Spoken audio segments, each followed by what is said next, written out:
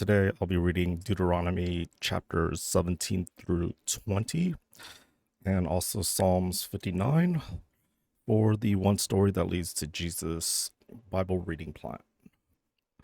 And I'm going to do it with 11% battery life remaining. In a world always pushing for bigger, louder, and more for me and mine, God's instruction for his people stand in stark contrast, calling his people to humility, restraint, and generous care for others. Today's reading includes certain limitations intended to guide Israel on the path of blessing and life. Where other nations regard kings as divine beings who are the law, Israel's top leaders are neither divine nor above the law. Like everyone else, they are accountable to God's covenant law. Israel's kings are to wield authority alongside, not over, judges, priests, and prophets. They must also refrain from stockpiling gold for their palace, collecting wives for their harem, or securing horses for their army. All standard royal privileges in the ancient Near East. Instead, God instructs Israel's kings to meditate on the law and trust God to bless them with all they need. Israel's law also restricts violence. No accusation leads to execution without an investigation and corroborating witnesses, and capital punishment could not be used to avenge an accidental death. In war as well, Israel must show restraint. Their armies are supposed to rely on God's power instead of military might. Even to the point of sending soldiers home, Israel was to approach most enemy cities. Canaanite towns were a special case. With terms of peace and to spare non-combatants if battle ensued. This emphasis on personal restraint traces back to Eden. In the video, you'll see how catastrophe unfolds when humans see something they think is good for life and choose to take it on their terms. Conversely, when humans trust that God freely gives everything good for life, they begin to receive rather than take real life. I usually don't do the questions, so skip that, and we'll head to the video.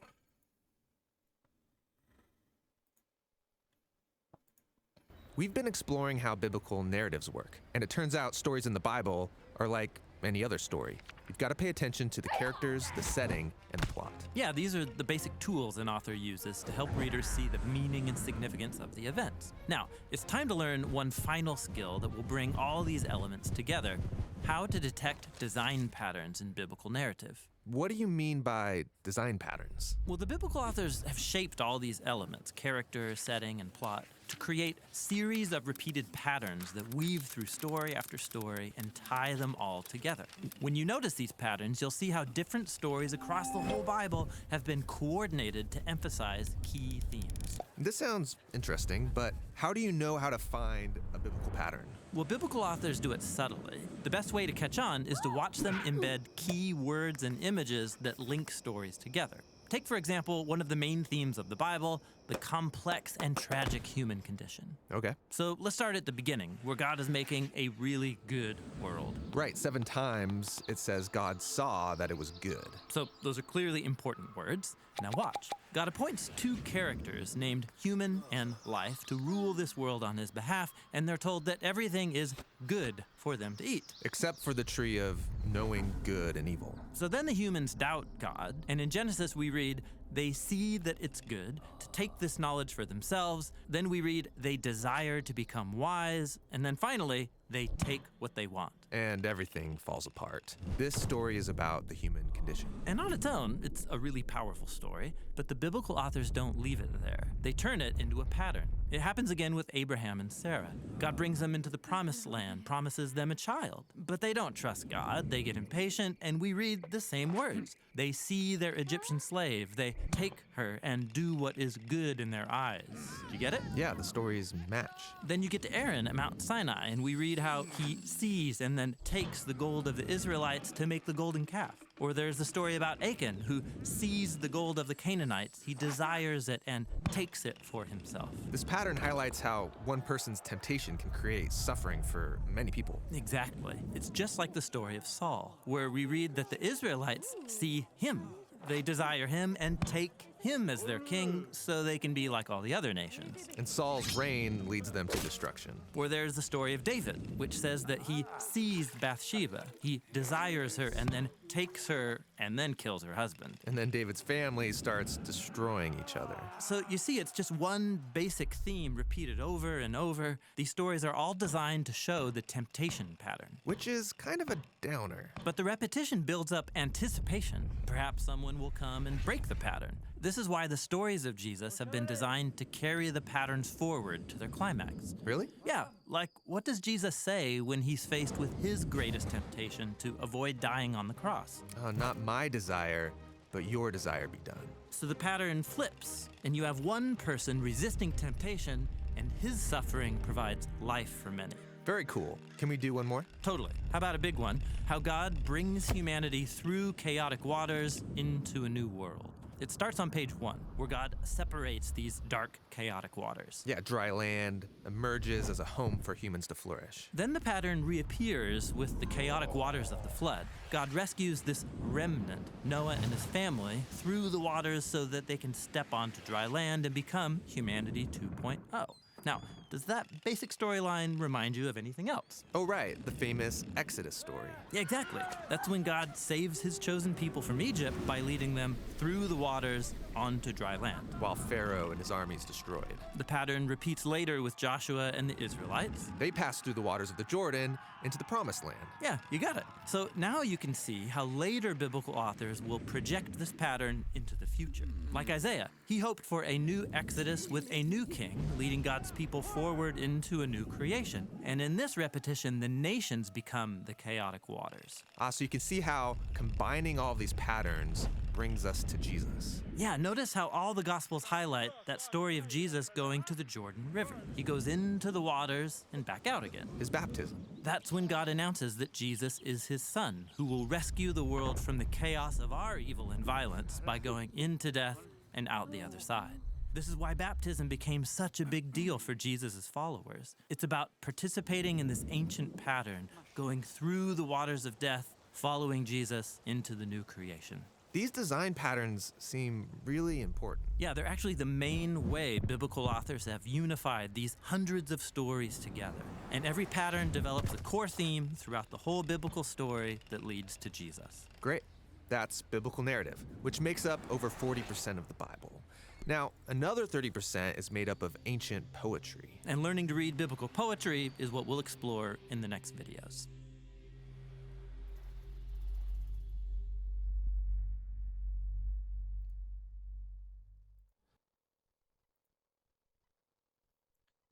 All right, Deuteronomy chapter 17. Do not sacrifice to the Lord your God an ox or a sheep that has any defect or flaw in it, for that would be detestable to him. If a man or woman living among you is one of the towns the Lord gives you is found doing evil in the eyes of the Lord your God, in violation of his covenant, and contrary to my command has worshipped other gods, bowing down to them or to the sun or the moon or the stars in the sky, and this has been brought to your attention, then you must investigate it thoroughly. If it is true and it has been proved that this detestable thing has been done in Israel, take a man or woman who has done this evil deed to your city gate and stone that person to death. On the testimony of 2 or 3 witnesses, a person is to be put to death, but no one is to be put to death on the testimony of only one witness. The hands of the uh, witnesses must be the first in putting that person to death, and then the hands of all the people. You must purge the evil from among you. Law courts. If cases come before your courts that are too difficult for you to judge, whether bloodshed, lawsuits, or assaults, take them to the place the Lord your God will choose. Go to the Levitical priest and to the judge who is in office at that time. Inquire of them, and they will give you the verdict. You must act according to the decision they give you at the place the Lord will choose. Be careful to do everything they instruct you to do. Act accordingly to whatever they teach you and the decisions they give you. Do not turn aside from what they tell you to the right or to the left. Anyone who shows contempt for the judge or for the priest who stands ministering there to the Lord your God is to be put to death. You must purge the evil from Israel. All the people will hear and be afraid and will not be contemptuous again. The king. When you enter the land the Lord your God is giving you and have taken possession of it and settled in it, and you say, let us set a king over us like all the nations around us. Be sure to appoint over you a king the Lord your God chooses. He must be from among your fellow Israelites. Do not place a foreigner over you, one who is not an Israelite. The king, moreover, must not acquire great numbers of horses for himself or make the people return to Egypt to get more of them. For the Lord has told you, you are not to go back that way again. He must not take many wives, or his heart will be led astray. He must not accumulate large amounts of silver and gold. When he takes the throne of his kingdom, he is to write for himself on a scroll a copy of this law, taken from that of a Levitical priest. It is to be with him, and he is to read it all the days of his life, so that he may learn to revere the Lord his God and follow carefully all the words of the law and these decrees, and not consider himself better than his fellow Israelites and turn from the law to the right or to the left. Then he and his descendants will reign a long time over his kingdom in Israel. Chapter 18. Offerings for a priest and Levites. The Levitical priest, indeed, the whole tribe of Levi, are to have no allotment or inheritance with Israel. They shall live on the food offerings presented to the Lord, for that is their inheritance. They shall have no inheritance among their fellow Israelites. The Lord is their inheritance, as he promised them. This is the share due. This is the share due the priests from the people who sacrifice a bull or a sheep, the shoulder, the internal organs, and the meat from the head. You are to give them the first fruits of your grain, new wine and olive oil, and first wool from the shearing of your sheep. For the Lord your God has chosen them and their descendants out of all your tribes to stand and minister in the Lord's name always. If a Levite moves from one of your towns anywhere in Israel where he is living, and comes in all earnestness to the place the Lord will choose, he may minister in the name of the Lord his God, like all his fellow Levites, who serve there in the presence of the Lord. He is to share equally in their benefits, even though he has received money from the sale of family possessions. Occult practices. When you enter the land the Lord your God is giving you, do not learn to imitate the detestable ways of the nations there. Let no one be found among you who sacrifices their son or daughter in the fire, who practices divination or sorcery, interprets omens, engages in witchcraft, or casts spells, or who is a medium or spiritualist, who consults the dead. Anyone who does these things is detestable to the Lord, because of the same detestable practices the Lord your God will drive out those nations before you. You must be blameless before the Lord your God. The prophet. The nations you will the nations you will dispossess, listen to those who practice sorcery or divination. But as for you, the Lord your God has not permitted you to do so. The Lord your God will raise up for you a prophet like me from among you, from your fellow Israelites. You must listen to him. For this is what you asked of the Lord your God at Horeb on the day of the assembly, when you said, let us not hear the voice of the Lord our God, nor see this great fire anymore, or we will die. The Lord said to me, what they say is good. I will raise up for them a prophet like you from among their fellow Israelites, and I will put my mouth in his mouth, or I will put my words in his mouth. He will tell them everything I command him. I myself will call to account anyone who does not listen to my words that the prophet speaks in my name. But a prophet who presumes to speak in my name anything I have not commanded, or a prophet who speaks in the name of other gods, is to be put to death. You may say to yourselves, how can we know when a message has not been spoken by the Lord? If what a prophet proclaims in the name of the Lord does not take place or come true, that is a message the Lord has not spoken. The prophet has spoken presumptuously, so do not be alarmed. All right, so read this section here that refers to Deuteronomy chapter 17, verses 2 to 4.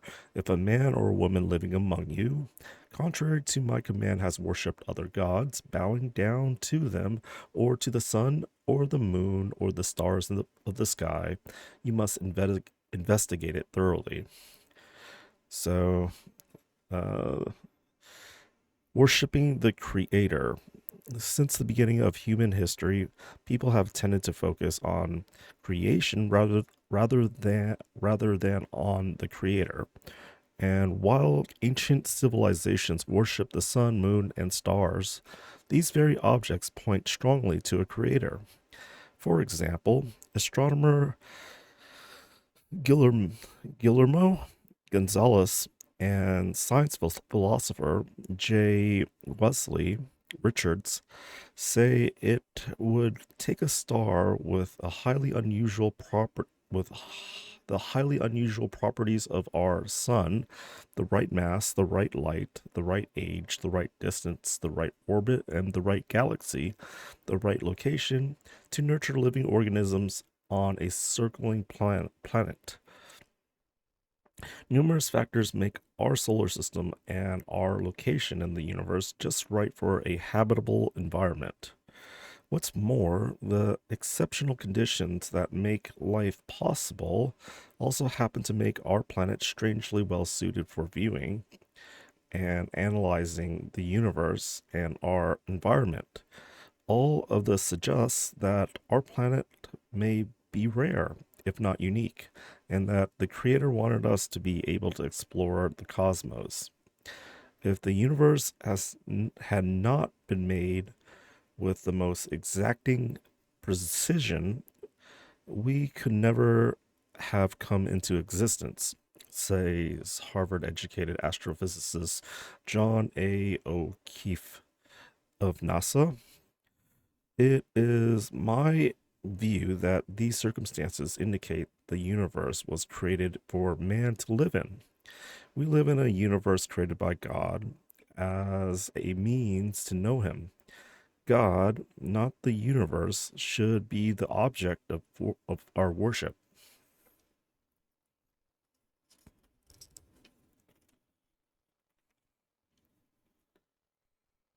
And I'll read this section here too that refers to Deuteronomy chapter 18, verses 15 to 16.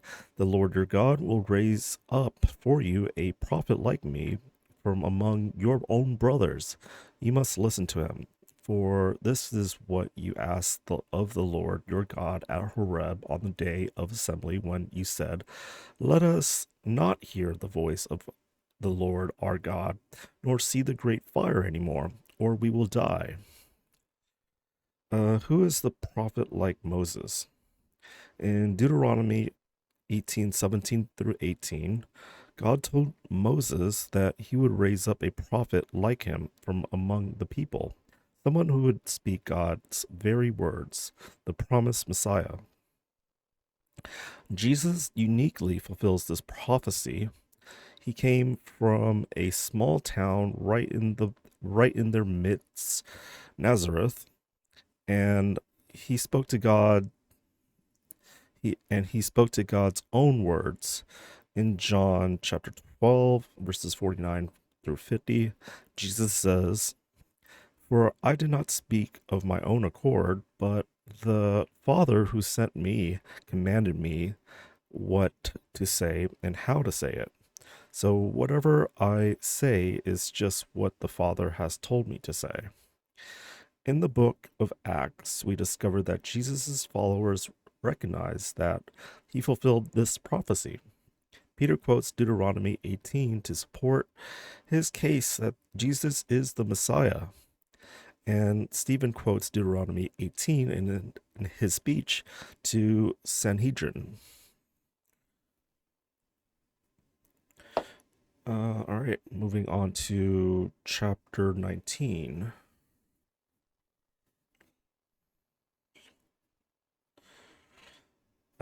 Cities of refuge. When the Lord your God has destroyed the nations whose land he is giving you, and when you have driven them out and settled in their towns and houses, then set aside for yourself 3 cities in the land the Lord your God is giving you to possess. Determine the distances involved and divide into 3 parts the land the Lord your God is giving you as an inheritance, so that a person who kills someone may flee for refuge to one of these cities. This is a rule concerning anyone who kills a person who flees there for safety. Anyone who kills a neighbor unintentionally without malice aforethought. For instance, a man may go into the forest with his neighbor to cut wood, and as he swings his axe to fell a tree, the head may fly off and hit his neighbor and kill him. That man may flee to one of these cities and save his life. Otherwise, the avenger of blood might pursue him in a rage, overtake him if the distance is too great, and kill him even though he is not deserving of death, since he did it to his neighbor without malice aforethought. This is why I command you to set aside for yourselves 3 cities. If the Lord your God enlarges your territory, as he promised on oath to your ancestors, and gives you the whole land he promised them, because you carefully followed all these laws I command you today, to love the Lord your God and to walk always in obedience to him, then you are to set aside 3 more cities. Do this so that innocent blood will not be shed in your land, which the Lord your God is giving you as your inheritance, and so that you will not be guilty of bloodshed. But if out of hate someone lies in wait, assaults, and kills a neighbor, and then flees to one of these cities, the killer shall be sent for by the town elders, be brought back from the city, and be handed over to the avenger of blood to die. Show no pity. You must purge from Israel the guilt of shedding innocent blood, so that it may go well with you. Do not move your neighbor's boundary stone set up by your predecessor in the inheritance you received in the land the Lord your God is giving you to possess. Witnesses. One witness is not enough to convict anyone accused of any crime or offense they may have committed. A matter must be established by the testimony of 2 or 3 witnesses. If a malicious witness takes the stand to accuse someone of a crime, the 2 people involved in the dispute must stand in the presence of the Lord before the priests and the judges who are in office at the same time. The judge or the judges must make a thorough investigation, and if the witnesses proves to be a liar, giving false testimony against a fellow Israelite, then do to the false witness as that witness intended to do on the other party. You must purge the evil from among you.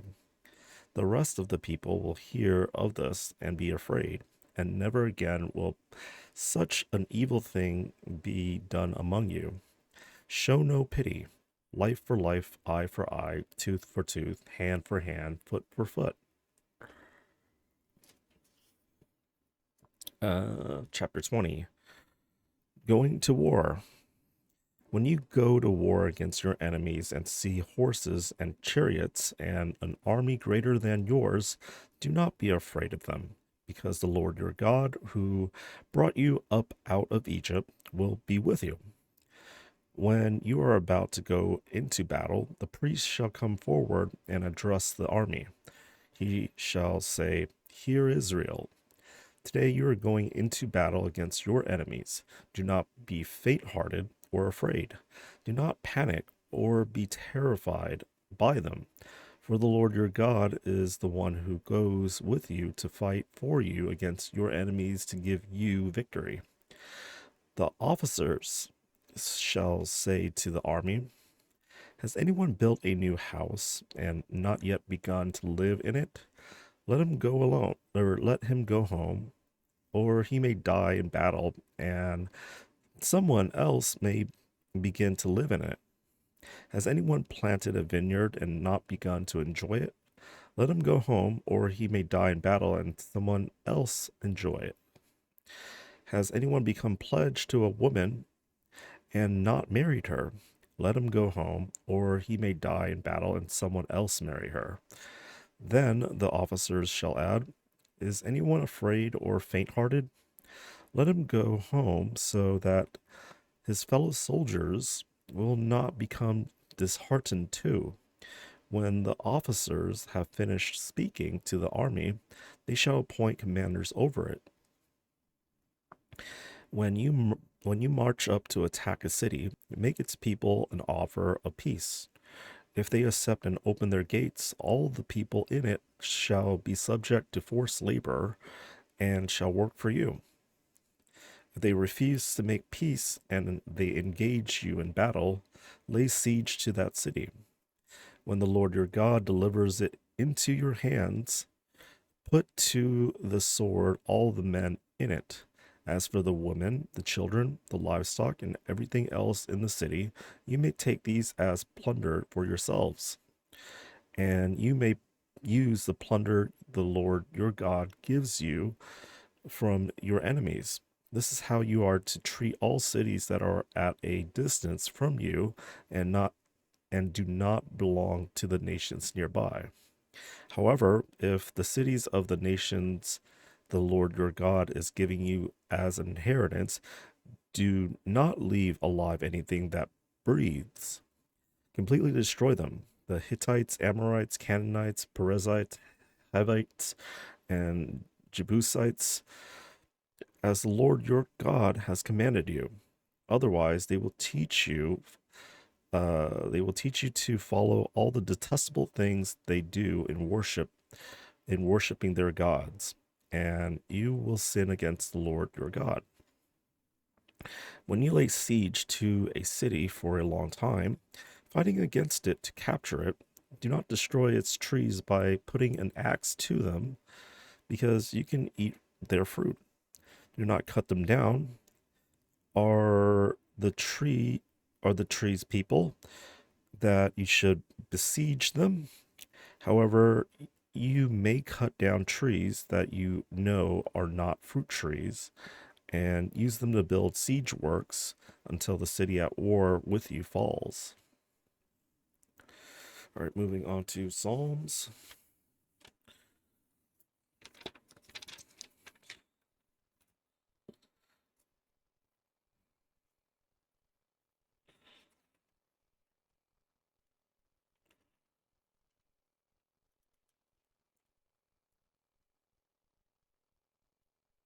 All right, Psalms 59. For the director of music, to the tune of Do Not Destroy of David, a miktam, when Saul had sent men to watch David's house in order to kill him. Deliver me from my enemies, O God. Be my fortress against those who are attacking me.